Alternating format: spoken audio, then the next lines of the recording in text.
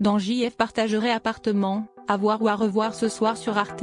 Barbet Schroeder tricote un thriller psychologique sous tension qui oppose dans un duel à mort chargé d'érotisme, Bridget Fonda et Jennifer Jason Leigh. Tout commence par une rupture amoureuse.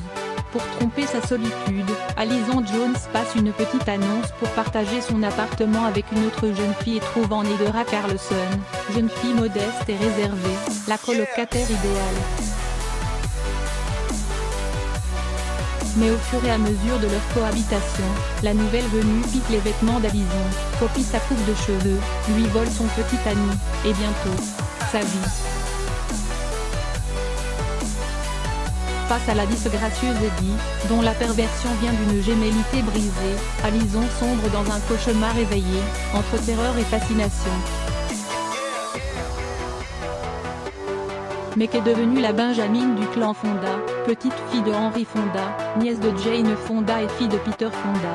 Enfant de la balle, devenue star Hollywood dans les années 90, Bridget Fonda a disparu des radars depuis 2001.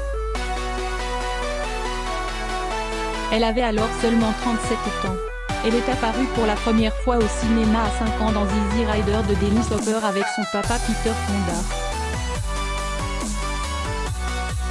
Dans les années 90, après sa formation à l'Actors Studio de Lee Strasberg qui a fait éclore le talent de Marlon Brando, James Dean et Robert De Niro, la jeune actrice décroche son premier grand rôle en 1989 dans Scandal, une histoire d'espionnage et d'alcool inspirée de l'affaire Profumo. Elle a 25 ans. L'année suivante, elle apparaît dans Le Parrain 3, puis tourne Single. Doc Hollywood et le très flippant JF partageraient appartement, face à Jennifer Jason Leigh en colocataire psychopathe.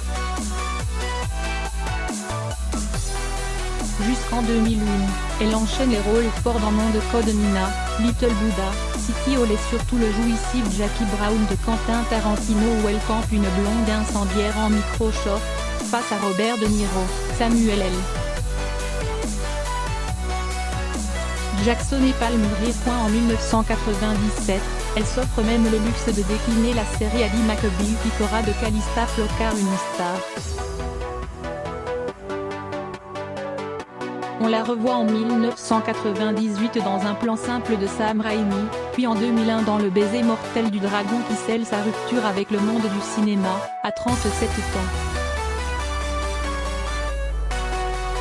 Mariée depuis 2003 avec Danny Elfman, qui composa les musiques des chefs-d'œuvre de Tim Burton, Bridget Fonda a décidé de se consacrer à leur fils, Oliver né en 2005. Sans regret semble-t-il.